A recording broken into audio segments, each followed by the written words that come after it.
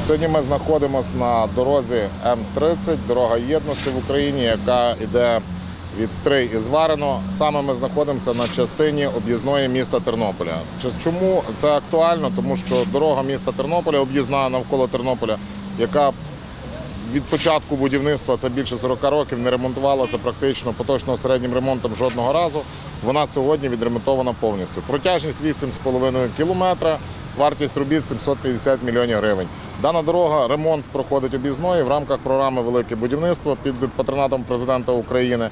І важливо, що от зараз ми, коли спілкуємося з підрядниками і з виконавцями робіт, що тут буде концептуально стояти нове освітлення, нові тротуари, проїжджа частина розширена. Всі мости, це 5 мостів на протяжності 8 кілометрів, будуть зроблена повністю реконструкція. Ви зараз бачите, що тривають роботи на одному з мостів, де повністю залиті нові плити перекриття, міст відреконструйований. І до 21 серпня повинні бути закінчені практично всі роботи щодо бетонного вузла.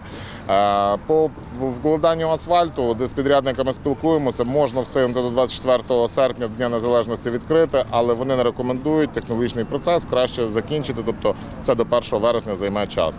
На сьогоднішній день проблем з об'їздами немає, вони облаштовані, ми бачимо, рух проходить, і навіть той варіант, що буде відкрити до 1 вересня, він дасть можливість відкрити проїжджу частину до того часу, коли діти підуть до школи, коли піде масове навантаження транспортних засобів. Для Тернополя ця дорога, я вважаю, що це є один з тих знакових об'єктів, який показав, що це можна зробити. Адже перебуваючи на балансі міста, ми розуміємо, що місто не змогло би за декілька років навіть витягнути 750 мільйонів гривень і відремонтувати цю дорогу.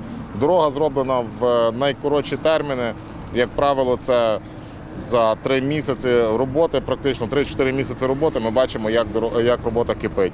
Важливо, хотілося б зазначити, що це був перший тендер в історії області, який проєктувався по системі «Проєктуй і будуй». Що це нам дало? Ми дали можливість виділення коштів з місцевого бюджету 1 мільйон гривень і під очікувану суму з державного бюджету розпочати проєктування дороги і сам ремонт. Тобто підрядник, який виграє тендер, сам проєктує і робить, і бере на себе відповідальність в межах обслуговування. Це важливо і в подальшому, я думаю, що ми будемо використовувати такі процеси.